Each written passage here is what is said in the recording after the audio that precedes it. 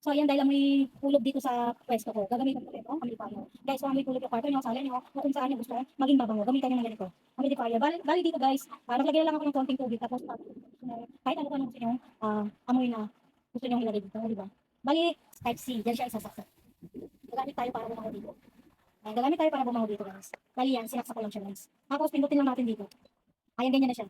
Tapos kapag may nakikita kayong usok dito na lumalabas, yun yung amoy niya. Ayan, lumalabas yung amoy niya. Ayan, maganda ito gamitin guys. Patayin lang natin yung ilaw. Wait lang. Ganito siya guys kapag maliwanag. Pero pag pinatay ko yung ilaw, tingnan nyo guys. Hindi lang masyado kita yung usok na kasi nag-Christmas tree. Pero meron siyang lumalabas na usok. Ayan, pero habang tumatagal, nadadami yung usok niya. Ayan, yan yung lumalabas na aroma.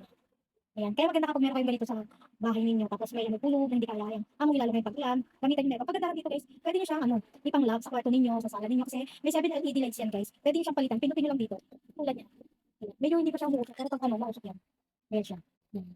So yan, sa mga may gusto ng ganito, amplifier, ilalagay ko na lang sa titin mo.